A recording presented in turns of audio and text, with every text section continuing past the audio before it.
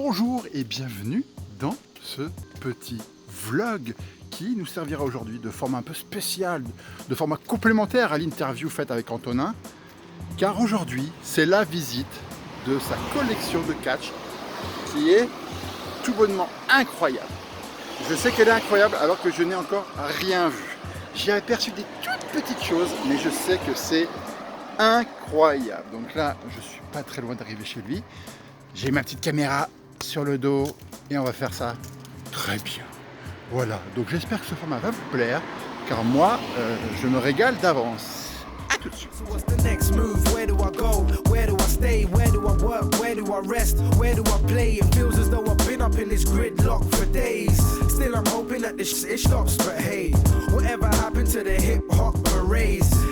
Eh ben, bienvenue dans la chambre de célibataire.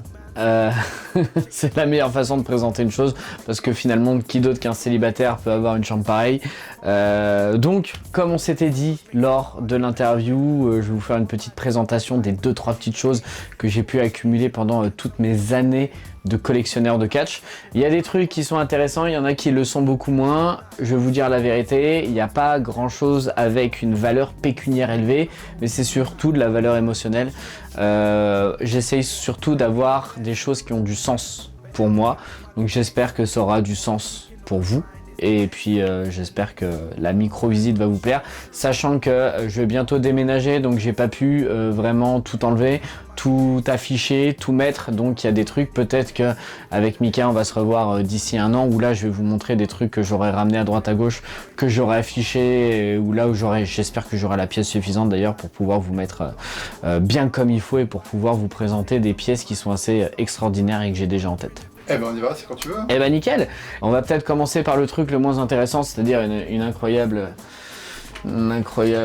petite figurine d'Otis, parce que forcément tout le monde sait que je suis fan de Chad Gable, donc un de mes potes s'est dit tiens, et si je lui offrais la figurine d'Otis. Autant vous dire que ça ne sert à rien, et pour vous dire à quel point ça ne sert à rien, je te laisse regarder l'amas de poussière qui se trouve juste au-dessus.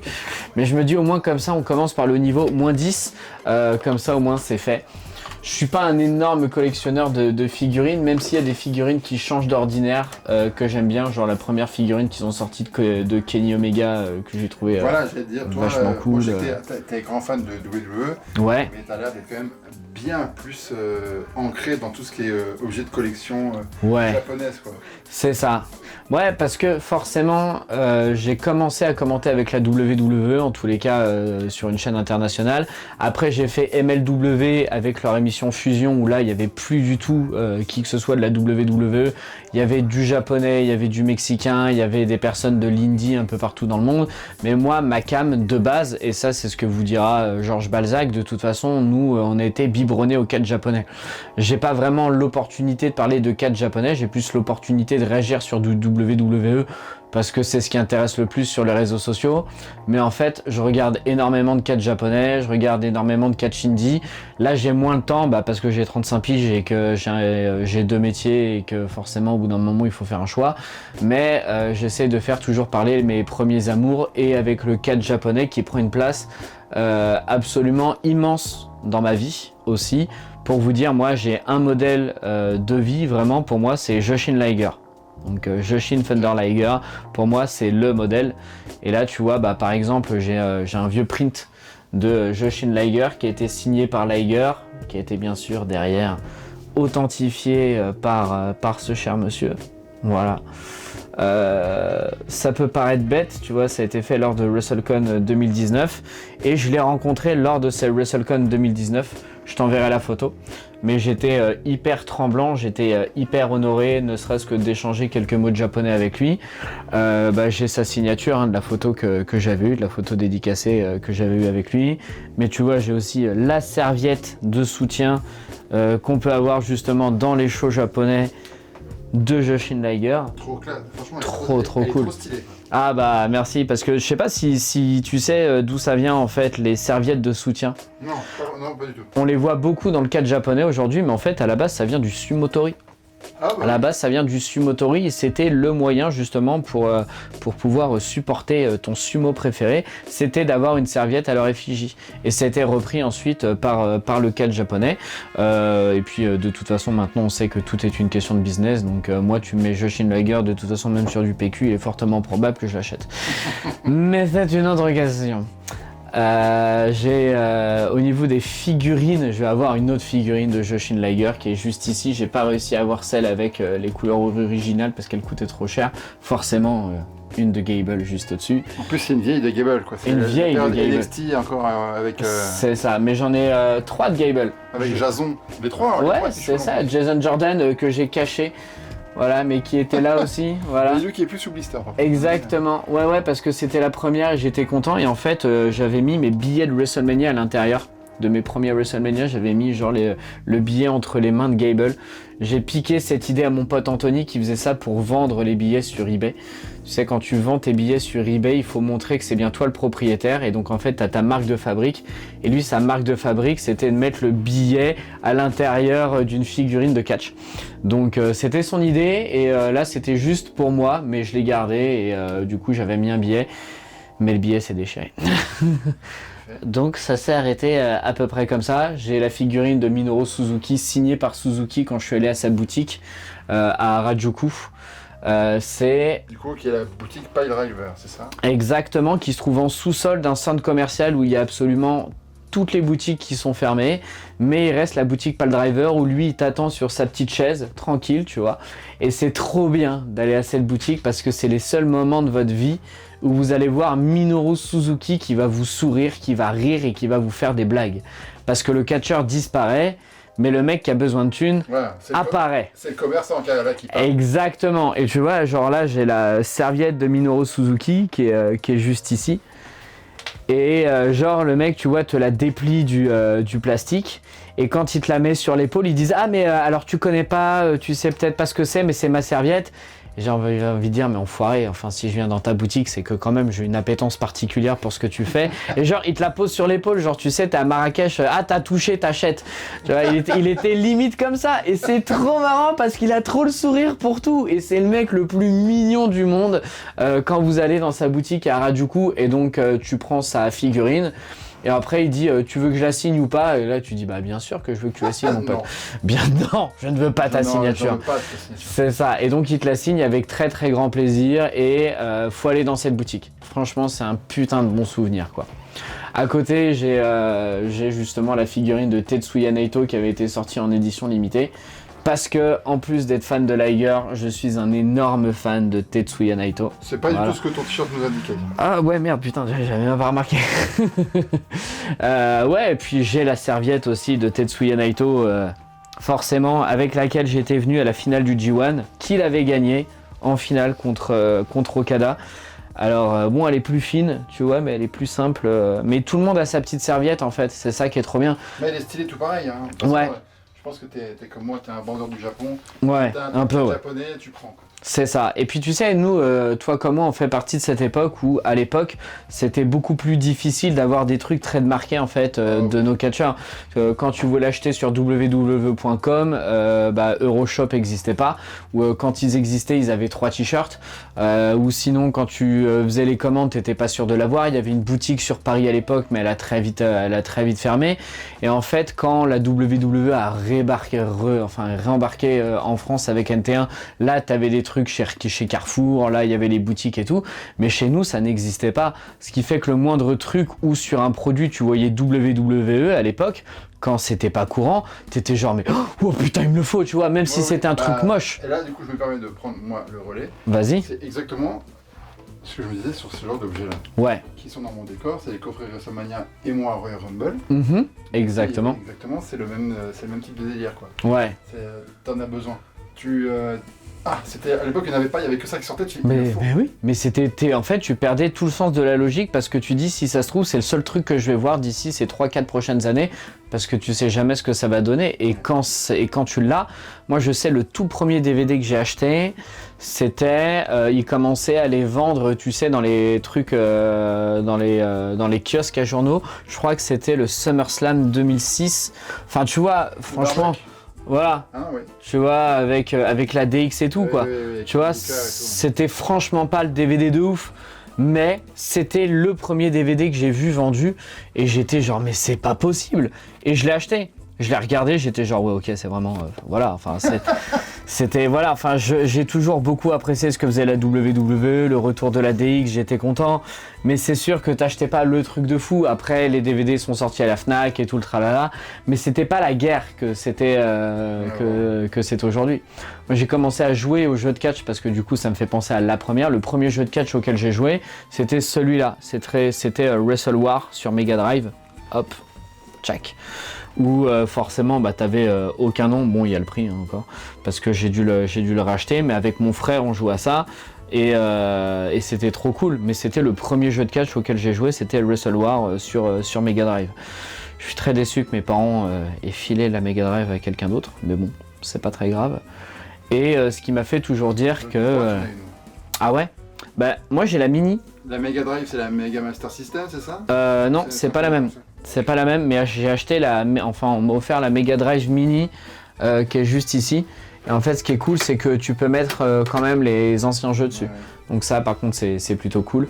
Donc j'essaye de collectionner un peu les jeux WWE, les jeux de catch, où forcément, bon, on a les bons vieux trucs, SmackDown vs Raw 2009, 2010, 2011, 2012, 2013, 2015, 2016, 2017. Honnêtement, je les ai achetés, mais j'y ai à peine joué. Soit c'est parce que j'avais des trucs gratuits, soit parce qu'ils étaient moins chers et tout ça.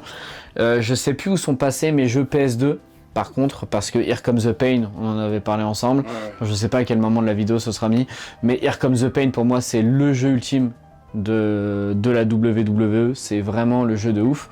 Mais j'ai continué à collectionner quand même à côté où j'ai cette machine de guerre qui on te dit... subtilement mis dans le décor de l'interview qui a suivi la tienne. Exactement, dont on ne parlera pas forcément le nom, voilà, mais qui est un jeu Neo Geo, la version japonaise, et qui est une bombe. Et c'est des jeux qui sont extrêmement rares. Donc ça, par contre, tu vois, je commence à me faire un peu plus plaisir sur les jeux comme ça qui sont extrêmement rares. Alors ouais, j'ai pas de Neo Geo. Tu vois, c'est comme les mecs qui disent « Ah ouais, mais finalement, t'achètes des DVD japonais ou ce genre de choses. » Mais moi, j'ai un culte pour l'objet. Oui, ouais, c'est ça, tu vois, tous les collectionneurs. C'est ça, j'ai le culte de l'objet. Et en fait, je peux pas y jouer, c'est pas grave, mais je l'ai. Mais peut-être qu'un jour, j'aurai l'opportunité finalement de pouvoir y jouer. C'est comme, voilà, tu vois, j'ai le premier Fire Pro Wrestling qui est sorti sur Saturn. Tu vois, en version japonaise. J'ai deux jeux Dreamcast où c'est WWF Attitude et WWF Royal Rumble. Tu vois, genre j'ai les premiers World Wrestling Federation, WWF Attitude, WWF SmackDown, SmackDown 2, Coupe du Monde 98, qui est le meilleur jeu de tous les temps évidemment. je vous le recommande avec énormément de chaleur. Tu vois, j'ai même réussi à retrouver un truc Kinnikuman. Kinnikuman, ah bah ouais. Ça au Japon, t'en as tous les sens. C'est ça, mais celui-là je l'ai acheté parce que je me suis dit des tenues c'est celle qui ressemblait le plus aux couleurs de Naito. Ah oui d'accord, à ce point. Ah ouais, à ce point. Kinnikuman, moi j'ai juste le tome 1 dans mon décor. Ouais. Parce qu'il y en a combien? Je crois qu'il y en a 80, plus de 80, ça continue encore. Ouais, et ils ont sorti des nouveaux épisodes sur Netflix? Je n'ai toujours pas regardé d'ailleurs. Pas encore, d'ailleurs, je t'avais tagué sur Twitter, je crois, pour te dire, mais ouais. C'est sorti, j'ai même pas vu encore. Si, c'est sorti, mais j'ai pas regardé encore, j'ai trop peur d'être déçu. Il y a des programmes, je pourrais pas être déçu parce que j'ai pas d'attente. D'accord, ah, moi, toujours un petit peu. C'est comme les Tiger Mask aussi, d'ailleurs. Tiger Mask W, hein, c'est ça? Ouais. Ça, c'était assez fou. J'ai vu 2-3 épisodes. Ils étaient diffusés sur la télé italienne. Ok. Quand tu habitais en Corse, justement, tu captais les chaînes françaises et les chaînes italiennes, et c'était sur les chaînes italiennes. Donc de temps en temps, quand tu allais en Corse, quand tu étais jeune, tu pouvais choper des épisodes de Tiger Mask. C'était assez stylé. Au niveau des figurines, est-ce que j'ai fait le tour? Bon, j'avais acheté vraiment pour le symbole celle de Jordan Oliver, parce que c'est le premier show que j'avais commenté pour X. Donc ça c'était assez cool. J'avais acheté la Cena NWO justement de WrestleMania parce que j'avais trouvé l'idée vraiment trop cool de le faire rentrer en mode NWO et tout. Donc celle-là je l'avais trouvé vraiment plutôt chouette. Après, en termes de figurines, je t'avoue que je crois que j'ai fait à peu près le tour, quoi. Il y a de petites choses. Ouais, ah si, quand même. Ouais, si. Ah ouais. Très belle ceinture. Ah ouais, mais aussi, c'est vrai qu'il y a la très vieille Grip and Flip WCW avec Dean Malenko qui fait partie de mes catcheurs préférés de tous les temps et Chris Jericho. Et en fait, ce qui est assez rigolo, entre guillemets, c'est qu'ils ont foutu des aimants au bout. Comme ça, tu peux leur faire des prises où ils se chopent. Justement par les aimants, par les pieds ou par les bras. Donc ça c'est trop cool. Voilà. Bon, ça va se casser la gueule d'ici quelques instants parce qu'il y avait un moyen de tenir, mais bon, c'est pas très grave. Niveau ceinture, encore une fois, j'essaie de prendre que des ceintures qui ont eu un symbole pour moi. Celle-ci, c'est vraiment une période que j'avais vraiment adoré, tu vois. C'était les moments Kurt Angle, Eddie Guerrero, vraiment, j'adorais. Et puis c'était la période Covid. Et c'est le moment où on achetait pour rien. Voilà, c'est ça. C'est pas, oui, ce que je veux dire, la ceinture-là, période Covid. Ah oui, non, mais je l'ai acheté pendant la période Covid. Ça se voit légèrement. Ouais. Ce magnifique poster, oh là là, qui me rend jaloux. Ah ouais. Je suis vraiment jaloux. De toute façon, il y a plein de choses, hein. Il y a plein de choses. On voit, il y a plein de choses. Je pense qu'ils ont toute une histoire pour toi. Tous les objets ont une histoire, ouais, pour moi. Et là, on va fermer. Il y avait 2-3 trucs que t'avais pas vu. Non. Donc, ouais, je m'étais fait. Donc, ouais, ça, c'est mon pote Jérôme qui m'avait offert ça parce qu'il savait que j'étais fan de Liger. Mon petit print d'Hiroshi Tanahashi qui était signé, que j'avais eu à WrestleMania 34 à la Nouvelle-Orléans. Au-dessus, j'avais fait un cadre anniversaire de WrestleMania 30 aussi, avec toutes mes places, où j'avais acheté la une le lendemain, et quelques photos que j'avais pu faire, et toutes les places, et tous les trucs. Trop bien. Tu vois, tu sais, à la fin, quand Daniel Bryan gagne, à la fin, il y a des confettis. Voilà, donc j'avais réussi à récupérer quelques confettis, enfin, et mon bracelet, parce qu'on avait eu un truc édition limitée, et on avait eu la chaise. On avait eu la chaise WrestleMania 30. Donc c'est ma chaise WrestleMania 30 sur laquelle j'avais mon cul vissé. Après, j'avoue que j'étais plus debout qu'autre chose parce que quand t'es dans les premiers rangs, dans les rangs américains, les Américains ont un truc dans la bouffe qui font qu'ils font à peu près ta taille à toi, tu vois. Je sais pas si les gens t'ont déjà vu en vrai, mais ils sont grands. Et en fait, quand... J'ai eu peur que tu dises le poids. Non. Si, tu vas me péter la gueule. Non, mais les gens sont grands et moi je suis petit, tu vois. Et en fait, c'est horriblement frustrant où j'ai fait des WrestleMania où en fait, t'es obligé de regarder l'écran géant à longueur de temps parce que en fait, tu fais la même taille, t'es à la même hauteur que tout le monde, mais toi tu vois que dalle parce qu'il y a que des gens plus grands que toi, quoi. Donc, ouais, voilà. Il y avait de ça.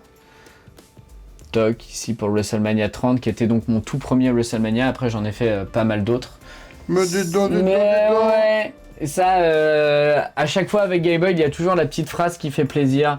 Tu vois, c'est pas la première photo que j'ai pris de lui, mais il y a toujours je sais toujours les moments où il sera là, donc il y a toujours le t-shirt Gable, donc forcément ça lui fait trop plaisir de voir des gens avec son merch.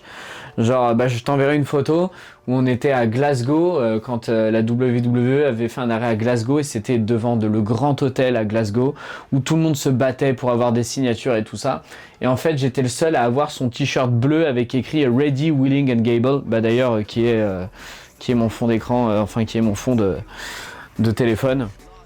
Et en fait, genre, il y avait peut-être une vingtaine de personnes qui voulaient juste s'arracher des photos et des autographes, mais ils s'en foutaient.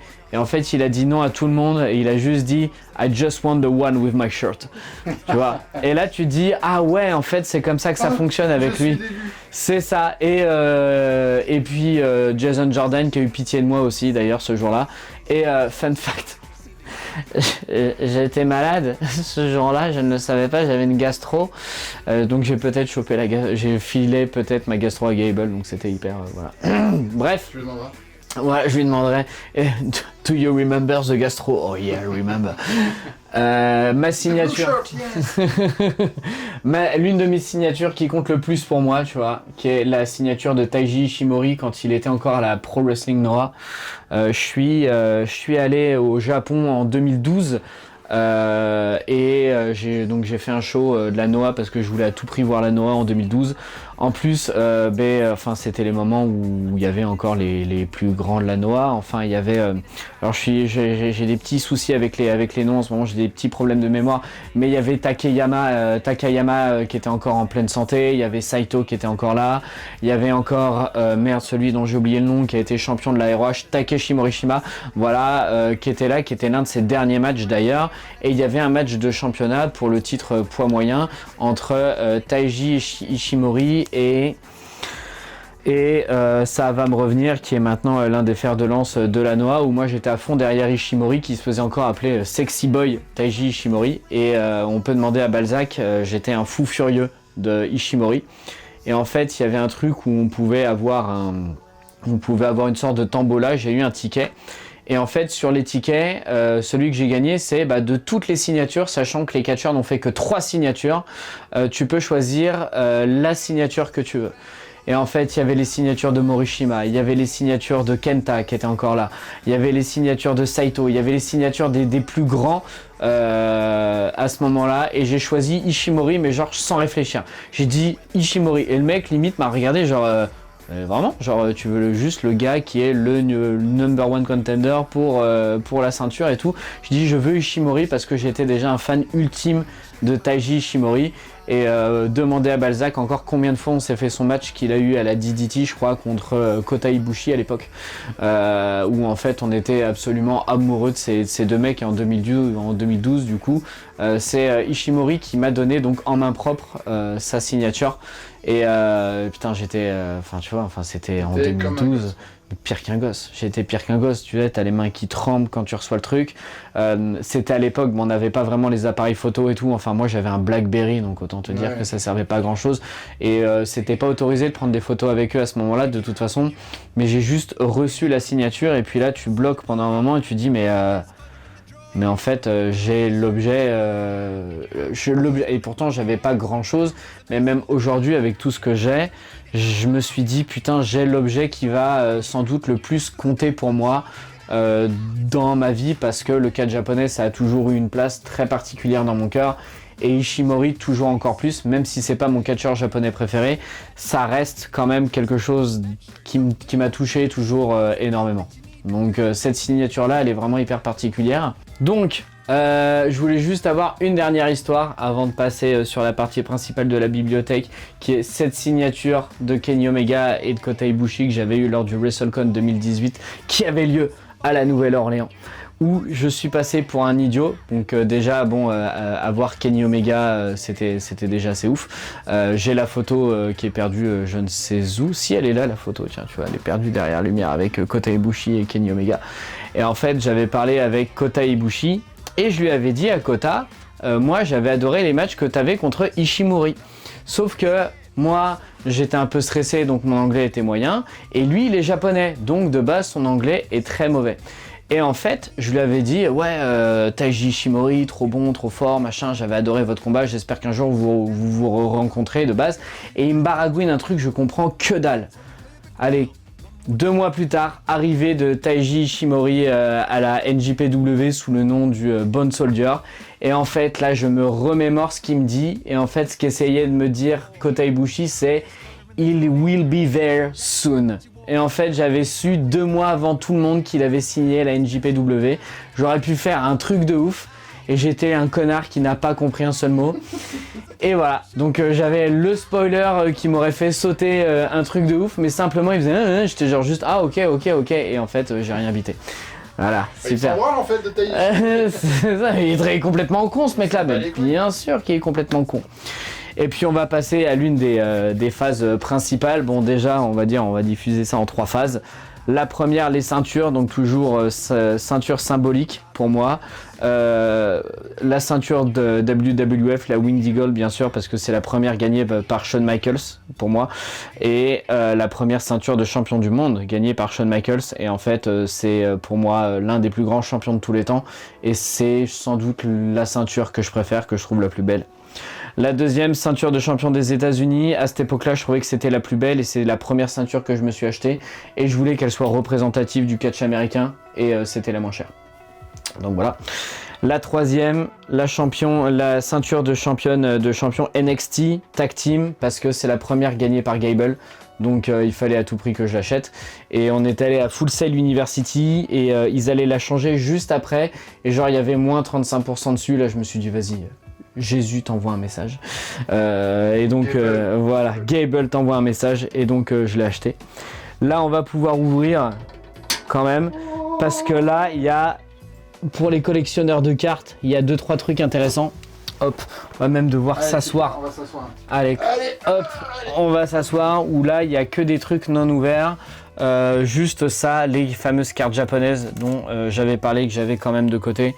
Où tu as justement les cartes avec Takayama, Momota, Jado et Gedo, hein, qui sont pas forcément les meilleurs exemples. Mais que j'avais acheté en 2012. Tu vois, Naomichi Marufuji ou ce genre de choses, Mighty Inoue. Et bon, ça j'avoue, je m'étais autorisé à l'ouvrir parce que c'était le seul paquet de cartes que je m'étais autorisé à acheter à l'époque.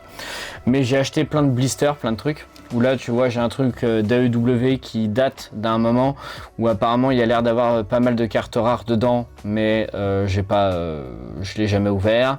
Un truc de trading cards que j'avais fait gagner sur internet où donc quelqu'un avait gagné exactement le même paquet de tops. Il m'a jamais dit merci. Voilà, remercie-moi s'il te plaît. Bon, j'ai mis du temps à te l'envoyer, mais remercie-moi quand même. Poteau quoi, tu vois. Là apparemment il y a au moins une grosse carte autographiée, mais encore une fois pour le suspense, j'ai jamais essayé de l'ouvrir. Ils ont aussi sorti des packs de cartes Stardom X NJPW que j'ai jamais ouvert mais qui a l'air d'être plutôt sympa. Et un peu le summum, c'est celle-ci en fait, c'est des très vieilles cartes. Hop, bon, on va un peu tout bousiller mais c'est pas grave. Tac, voilà. Qui sont vraiment des vieilles cartes, des photocards WCW X NWO, donc qui datent des années 94-95. J'en ai 4 packs qui m'ont été offerts très gracieusement par monsieur Jérôme Pourut. Et ça, je pense que ça doit valoir une sacrée blinde. Voilà. Mais encore une fois, le prix de l'amitié vaut plus que tout. Et ça m'est jamais passé par l'esprit d'essayer de les revendre. Mais en tout cas, il y a des trucs très très sympas à l'intérieur. Il y en avait juste une que j'avais ouverte, histoire de savoir quand même à quoi ça pouvait ressembler. Hop, bon ça je vais le mettre là en attendant, c'est pas grave. Mais tu vois, t'as des très vieilles cartes vraiment dans cet état d'esprit là quoi. C'est vraiment les vieilles Panini, tu vois. Mais ça, t'es bien conservé. Bon, tu les as toutes slivées, forcément. Ouais, forcément. Moi, je sleeve tout. Là, je suis un collectionneur Yu-Gi-Oh, comme tu le sais, et je sleeve ma femme te remercie pas. de fou furieux. Ah oui, ouais, désolé, Madame Odieuse. Madame Odieuse. Madame Odieuse, c'est pas mal ça. Voilà, comme ça, on garde son anonymat. Je suis pas sûr qu'elle kifferait. Ouais. Et la partie en dessous, celle qui va me faire traiter de taré, bien sûr, la fameuse. le Saint-Suaire. C'est ce que j'appelle bien sûr le Saint-Suaire, qui était le cadeau de mes 30 ans par mes amis et par ma copine de l'époque, qui est la tenue de Gable qu'il a eu lors de son premier match tag team en équipe avec Jason Jordan, donc là où ça a commencé. Tac. Mais c'est l'officiel. Ouais, signé derrière, mais alors si tu vois sa signature, il s'est vraiment pas fait chier pour essayer de créer une signature. Non, quoi. là c'était Gable. Voilà, et elles sont toutes comme ça ces signatures. Hein. Et je l'ai 5 ou 6 fois sa signature et c'est toujours la même. Donc voilà, et si vous regardez son premier match tag team avec Jason Jordan, c'est cette tenue-là. Et genre quand ma copine l'avait reçu, elle m'avait dit, elle avait pas voulu me dire ce que c'était, même si je m'en doutais, elle m'a dit j'ai reçu ton cadeau. Mais qu'est-ce qui schlingue? Mais le cadeau schlingue de fou furieux, c'est parce qu'en fait il l'a jamais fait laver. Du coup là si je le sens il pue toujours? Il pue toujours normalement. Voilà. Parce que je vais me tenter franchement je te le recommande pas. J'ai essayé parce que moi qui peux sentir Chad Gable. J'ai essayé et franchement même moi je me suis dit genre off parce que j'avais envie de savoir et les couilles de Chad. C'est ça, mais j'ai l'ADN de Chad Gable, je peux en créer autant que je veux. Tu peux le cloner. Voilà, c'est ça. Avec, il y avait ces protège-genoux avec, mais qui sont conservés dans une boîte parce qu'ils étaient un tout petit peu fragiles. Il y avait sa serviette de l'époque. Hop, avec laquelle il rentrait, où il y avait juste écrit Gable. Et d'ailleurs, lors de WrestleMania 40, j'ai fait une session de signature avec lui. Il a vu, j'étais venu avec ça. Il m'a dit, mais où est-ce que t'as eu ça? Et là, je lui ai dit de la façon la plus simple, bah, c'est moi le connard qui achète ça sur eBay, quand tu les vends. Et il m'a dit, ok, tu fais partie officiellement du très petit nombre de parties de personnes qui font partie du vrai club des fans de Gable. Et là, j'étais genre, ouais, j'ai juste dépensé de l'argent pour toi, quoi.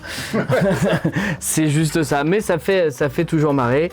Et un petit cadeau d'anniversaire qui date du dernier show de Rix que m'a offert ma très chère Sushi Pearl, donc de la collection Immaculate, Chad Gable, voilà, qui a foulé cette partie du ring, et donc qui rejoint le mausolée, le fameux mausolée de Gable, voilà, c'est important. Tac, donc ça c'est toute la partie gauche, voilà.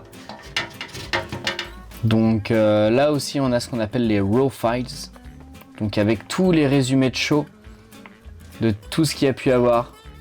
Tu vois, genre par exemple, bon, t'as le fameux Naomi contre Alicia Fox, mais tout est décrit moment par moment sur tous les matchs de l'année. Mais c'est dingue. Pour Raw. Mais ouais. Je savais même pas que ça existait. Et ouais, mais c'est parce que comme tu vas le voir, je suis un collectionneur fou de livres. Non mais fou. Ouais, fou. Mais vraiment, ouais, j'ai quoi le slip de Gable. Ouais, bon, déjà de base. J'ai 93, alors je crois que c'est pour le 94, sur ces connards, ils ont pas écrit sur la tranche le truc, mais 95, 96, 97, 98, 99, 2000 et 2015. Voilà, il y a les trucs comme ça, genre les G-Crown de Matt Charlton que je vous recommande, où il y a les descriptions des plus grands champions vraiment japonais. Ça, je vous le recommande, mais de fou furieux. Et surtout, vu qu'on sait que Madame Odieuse est une artiste, elle pourrait faire carrière, parce que je vous invite à regarder bien sûr la superbe vidéo avec Irie et le superbe dessin qui a été offert à Irie, qui a été fait par Ta Chère et Tendre. Et bien il y a des livres entiers qui existent de ça, avec par exemple Eggshells de Chris Charlton, où là en fait bon il y a des descriptions, alors je me suis peut-être trompé de livre, mais si voilà, tu vois, genre il y a des morceaux de match, les moments les plus intéressants des matchs avec les dessins des catcheurs et tout. Vraiment, ce livre-là, il est incroyable. Il y a un artiste sur internet qui dessine beaucoup de ce qui se passe dans le bureau de manière générale. C'est Chris Charlton. C'est lui.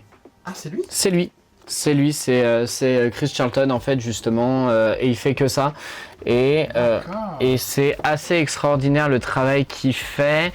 Genre par exemple, il a fait Lion's Pride aussi, qui est juste ici, qui parle de tous les Young Lions, tu vois, qui sont passés par là. Alors là, c'est pas vraiment des dessins, mais il va y avoir des photos, des descriptions des catcheurs en question.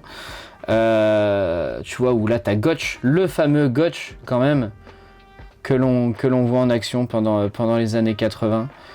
Donc moi, c'est comme ça aussi que je me suis fait ma culture puroresu, c'est en lisant beaucoup de livres sur le puroresu. Tu les as tous lus, c'est bien ? Alors, il y en a un ou deux que j'ai abandonné parce que je les trouvais pas si bien écrits que ça. Il y en a certains qui se sont avérés un petit peu décevants. Il y en a, c'était vraiment histoire de dire « Allez, c'est du catch, donc on va vraiment aller jusqu'au bout ». Celui qui m'a peut-être le plus déçu, ça devait être justement celui-là, de Wrestlers, donc justement qui parle un petit peu de catcheurs, qui parle de leur catcheur préféré. C'est toujours intéressant d'avoir justement des petites anecdotes, des petites histoires et tout, mais dans les appréciations, dans la façon dont c'est décrit, c'est trop court en fait. Okay. Tu vois, quand tu as des descriptions de Terry Taylor qui a été un catcheur complètement fou et que ça fait 3 pages, tu te dis non mais attends, le mec vaut beaucoup plus que ça. Donc j'étais un petit peu déçu, et j'avais été aussi un petit peu déçu par, malheureusement, il y a un catcheur que je tiens beaucoup dans mon cœur qui est Owen Hart, et donc écrit avec l'aide de Martha Hart, mais qui est clairement un livre à charge en fait. C'est intéressant, mais le côté trop à charge me rend extrêmement mal à l'aise, et étant un peu sensible comme garçon, en fait, ça devenait trop dur à lire. Trop dur à lire parce que émotionnellement parlant, c'est compliqué quoi. C'est vraiment très compliqué. Mais après, j'aime bien avoir, tu vois, des livres sur l'histoire du catch, genre il y a les trucs sur la guerre des territoires, les trucs, c'est ce qu'on appelle la Titan Trilogy, qui parle de toute l'histoire depuis la WWF jusqu'à la WWE telle qu'on la connaît aujourd'hui, et tu vois, c'est du... Voilà. C'est du format Bible, quoi. Alors celui-là, j'ai mis pas mal de temps, vraiment beaucoup de temps pour le lire. Mais vraiment, sur le Puro, j'essaye d'en avoir pas mal. Et si vous voulez lire un truc sur le Puro qui est très facilement, très facile à lire et dont l'histoire est vraiment ultra fascinante, il y en a un qui est évident. Ils l'ont sorti en anglais, c'est la biographie de Shinsuke Nakamura. Ils l'ont sorti en version anglaise. Où en fait il y a beaucoup d'histoires, il y a toute sa vie, il y a beaucoup de photos, il y a beaucoup de trucs comme ça. Et franchement, elle est trop bien. Trop bien sa biographie. Vraiment, je crois que je l'ai lu 3 fois, je crois. 3 fois, un moment où il va s'entraîner avec l'American Top Team et tout. Mais c'est pas le meilleur livre de catch, je pense que le meilleur livre de catch que j'ai lu, ça reste Lion's Tale de Chris Jericho, son premier livre. Trop drôle. Trop drôle. Et vraiment trop bon. Au-dessus, j'ai des livres de catch japonais que j'ai pas lus forcément. Enfin, s'il y a des livres de catch que j'ai lus, mais tu vois, genre The Way of Blade, où tu lis des petits passages une fois de temps en temps sur les matchs les plus bloody qui existent. Tu vois, j'ai forcément un livre sur Chris Candido aussi qui était assez intéressant, le No Gimmicks Needed. Et puis, il y a le fameux truc après que tu achètes juste pour avoir les objets. Donc, comme la biographie de Liger. Voilà. D'ailleurs, pour la petite anecdote, c'est en me montrant ces livres-là qu'on s'est retrouvés, parce que c'était là que tu faisais un live Twitch. Exactement. Le jour où... Et voilà. L'objet... Alors, qu'est-ce que c'est que ça, du coup? Alors, eh bien, ce n'est que des photos de Razor Ramon Hardgay. Incroyable. Tout simplement, où il t'apprend à faire sa danse du mouvement du bassin avec quelqu'un qui mate... Eh oui, et yahoo! Voilà, j'essaie de pas trop crier pour le micro. Et tu vois, mais c'est que ça. Et je crois que je l'avais trouvé. Tu vois, c'est bien que ce soit rangé dans la bibliothèque de catch parce que dans un autre rayon, ce serait tendancieux. Ah ouais, non mais franchement, mais même quand tu parles de Razor Ramon Hardgay, même s'il y a Razor Ramon, peu de personnes se disent que c'est un catcheur. Je pense que là, pendant la partie interview qu'on a fait tous les deux en disant moi je jouais Razor Ramon Hardgay parce que je me retrouvais dans ce personnage, je pense que beaucoup de gens ont dû se dire pardon, qu'est-ce qui est en train de se passer? J'ai beaucoup de livres en japonais, ouais, donc il y a le manga qui parle de la vie de Naito, il y a une partie bien sûr après sur les plus grandes légendes japonaises comme Inoki, il y a le livre sur la biographie de Tetsuya Naito, il y a voilà, ouais parce que de toute façon je voulais pas l'abîmer, le livre de Minoru Suzuki, mais il m'a dit qu'il essaierait de le publier bientôt en anglais. Donc à voir ce que ça va donner, mais je pense que ça peut être bien. Il y a forcément le High Life sur la vie de Tanahashi. Là en ce moment je suis en train de me taper le livre qui parle de ce qui se passait entre Karl Gotch et George Hackenschmidt. La chute, c'est pas grave. Et George Hackenschmidt et Karl Gotch qui font partie des grosses figures du catch à l'ancienne. Et George Hackenschmidt, pour ceux qui continuent de faire du sport, ça reste le grand inventeur du développé couché. Voilà, pour ceux qui ne le savent pas. Sait-on jamais, je vais juste prendre quelques instants pour remettre mes livres, parce que sinon je vais mourir. On avait bien sûr les programmes des Climax quand même, parce qu'avoir les programmes au début, on se dit c'est juste un attrape-couillon, mais en fait ça fait trop plaisir de les avoir. Il y a la collection de DVD qui commence à prendre de la place, où j'ai des collections de DVD à JPW que j'ai réussi à avoir. J'ai réussi à décrocher le best-of des matchs de Mitsuharu Misawa. Putain, j'avais essayé de le choper, j'ai pas réussi à l'avoir celui-là. Eh bah, je pourrais te l'avoir en boutique si tu veux. Et je l'ai eu en prix boutique, négociation et tout ce qui va avec. Donc ça, c'est hyper cool. Mon but, c'est de reprendre ma collection des DVD NJPW. J'ai le DVD de WrestleMania 20, je crois, qui est signé par Edge alors qu'il était blessé. Il était pas au chaud? Non, il était blessé. Ouais, c'est un pote qui m'a dit tiens, j'ai réussi à te faire signer ça par Edge et il était blessé. J'ai fait genre wow, trop bien. Au niveau des DVD, bah en fait ouais, je vais avoir deux cassettes, 2 VHS qui sont vachement cool, qui sont il y a la VHS du Rampage Bercy 93 qui appartenait à mon grand-père qui était fan de catch, c'est grâce à lui que je suis fan de catch aujourd'hui, où en fait c'était le dernier show avant très très longtemps qu'ils ont fait à côté de la Tour Eiffel. Voilà, donc enfin qu'ils ont fait à Bercy mais avec les photos à côté de la Tour Eiffel. Je collectionne en ce moment un petit peu les VHS. Où on arrive à trouver 2-3 trucs sympas, tu vois, de la FMW, où il y a du Hayabusa, où il y a ce genre de choses. Il y a 2 jeux Super Famicom dessus, parce que ce n'est pas des VHS. Donc le Super Famicom avec le jeu FMW spécial Onita. Et le spécial Muscle Bomber, quand même. Tout ça, c'est plutôt pas mal en termes de jeu Super Famicom. J'en suis plutôt extrêmement fier. Sinon, après, simplement pour savoir où je les ai achetés à Philadelphie pendant le dernier WrestleMania. Et j'ai dit, mais comment vous avez fait pour avoir trouvé des trucs comme ça? Il fait, mais nous, en fait, on fait les vides-greniers. Les vides-greniers aux États-Unis sont remplis de ça. Et donc, en fait, ils les achètent $3 et ils les vendent 10. Donc en fait, même les trucs comme ça coûtait que dalle, c'est juste que ça prend de la place dans la valise, mais sinon je pense que j'en aurais pris 7 ou 8 de plus. Voilà. Au niveau des DVD, je pense que bon, après tu vois, j'ai du japonais, j'ai du truc comme ça, du RPW, j'ai des trucs à droite à gauche. La dernière partie, ça va être mes ceintures japonaises, d'une légalité, on va dire... discutable, mais à un moment on fait ce qu'on peut avec ce qu'on a. Voilà, donc la IGPW et la GHC parce que c'est celle qui me parlait le plus. Voilà. Mais mon rêve ultime, c'est si un jour vous voulez me faire un grand plaisir, achetez-moi la ceinture de champion NWA et puis là je serai l'homme le plus heureux du monde. J'ai le livre d'ailleurs. Moi, si vous voulez me faire plaisir, vous m'achetez celle de la Lucha Underground.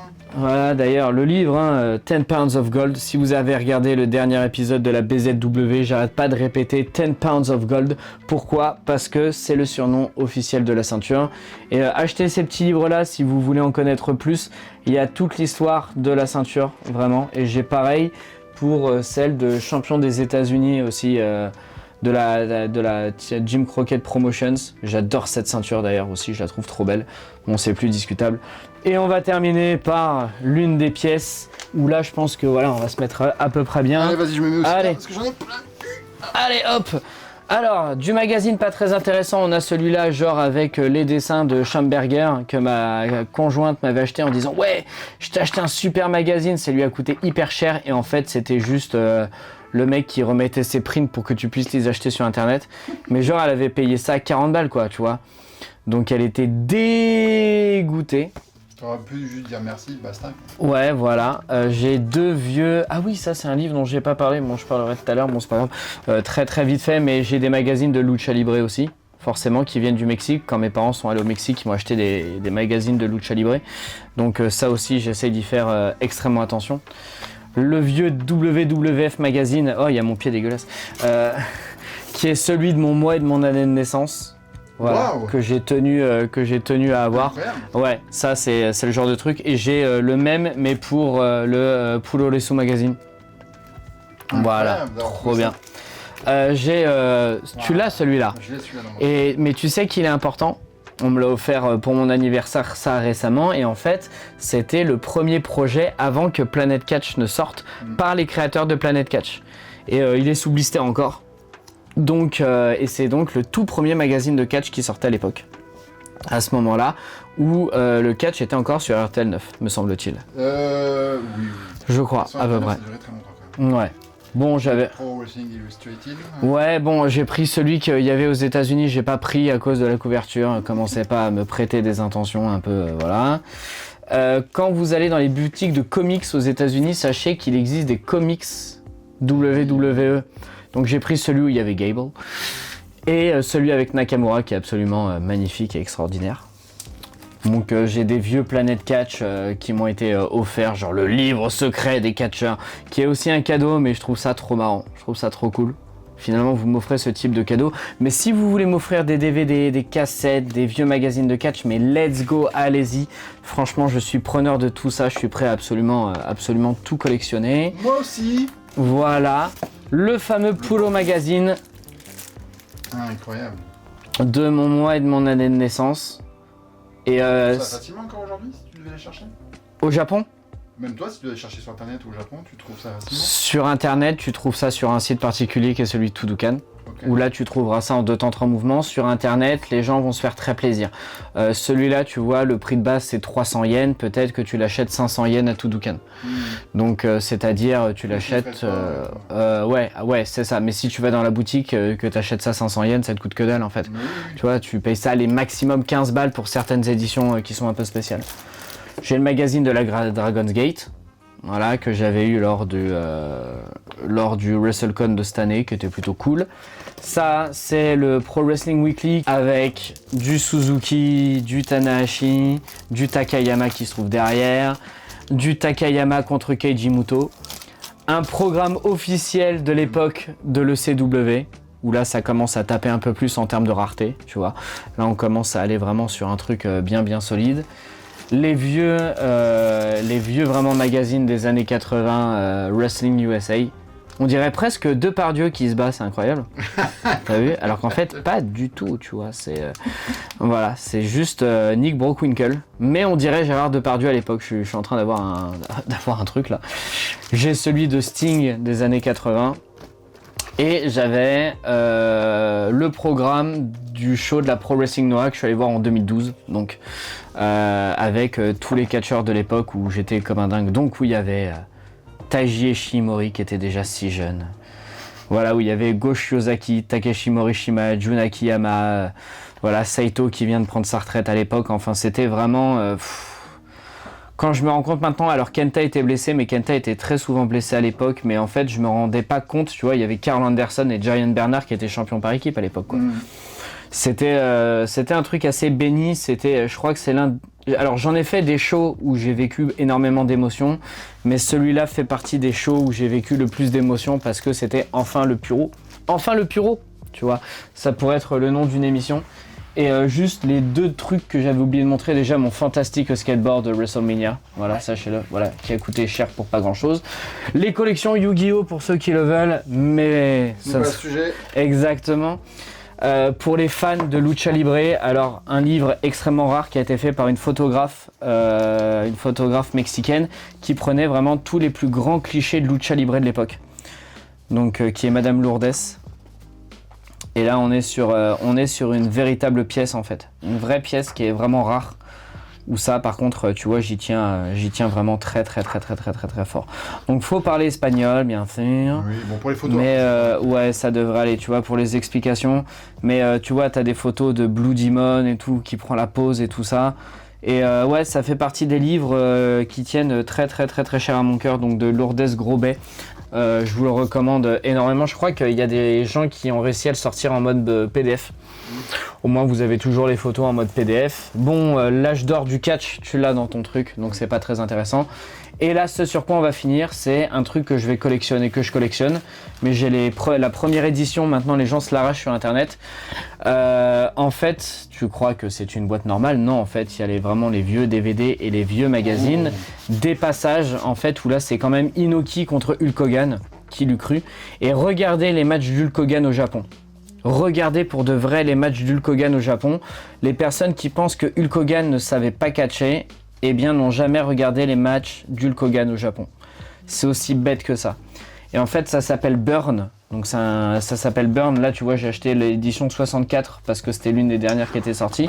Mais j'ai le volume 1, 2, 7, 64. Et en fait c'est que des vieux matchs qui ont marqué l'histoire du catch japonais. Bah là tu vois c'est Inoki contre Hulk Hogan. Le volume 2, t'as Inoki contre Tiger Mask, tu vois, mais c'est vraiment les premiers Tiger Mask où tu vois, après t'as d'autres matchs qui vont avec et ensuite t'as le magazine qui vont avec. Le 7, bon t'avais déjà Tanahashi, mais il était tellement jeune, avec ma fausse ceinture dessus, où tu vois, t'as du Great Muta, vraiment à l'intérieur et c'est vraiment, enfin c'est absolument magistral. Ça, encore une fois, enfin, ça coûtait 15 balles. C'était ma copine à l'époque qui faisait ses études au Japon et qui me les avait achetés, ça coûtait 15 balles, donc elle m'en avait ramené quelques-uns. Et donc là tu vois le dernier que j'ai acheté, on est encore sur des trucs de légende, pourtant avec tout ce qu'on aime quoi. Tu vois. Donc et ça je sais que quand je retournerai au Japon, j'essaierai d'en acheter un maximum en fait. J'essaierai d'en acheter un maximum. On a fait le plus gros tour. Parfait. Voilà. Donc 3 heures de visite, ça va, juste pour une chambre, franchement on est bien, nickel. Ouais, je suis sûr qu'on pourrait s'attarder plus longtemps sur Ah mais beaucoup plus, sauf que je réserve ça aux femmes que j'amène chez moi, pour les impressionner, tu vois, on n'a même pas montré ma collection de... Tu t'as acheté pour WrestleMania 40 ? Ouais c'est ça, parce qu'ils le sortent tous les ans, mais il me fallait un chiffre pair, parce que sinon ça ne me plaisait pas. Mais je n'ai pas que des livres de catch, j'ai énormément de livres de littérature, de thérapie, de ce genre de choses, mais ce n'est pas dans cette chambre. Ici, c'est une chambre d'adolescents, mesdames et messieurs. On s'en fiche parce qu'on est là pour le catch. Exactement. C'est pas mal comme dans l'émission aussi. On est là pour le catch. On est là pour le catch, tu vois, c'est... Allez, mais on en... Ça que sera sur ces mots. que Suri nous en veulent pas en disant c'est ça le catch. Ah oui, c'est ça le catch. Voilà, on est là pour le catch. Bon bah j'espère que ça vous aura plu. J'espère que vous avez pas trop vu mes pieds parce qu'ils sont vraiment dégueulasses. Et puis merci d'avoir suivi tout ça jusqu'au bout. Et puis je vous dis à très bientôt. Et puis bisous. Aya, ne partez pas. Comme d'habitude, je tiens à vous remercier d'avoir regardé la vidéo. J'espère que la visite vous aura plu. Et je remercie également Antonin qui a eu la gentillesse de prendre de son temps pour me présenter sa merveilleuse collection. Et pour la forme, je vous donne rendez-vous le 2 novembre pour le show BZW Alcatraz. Va y avoir de la castagne et de la cage. Que demander de plus? Allez, je retourne à mes fourneaux. On se dit à très vite. Des bisous.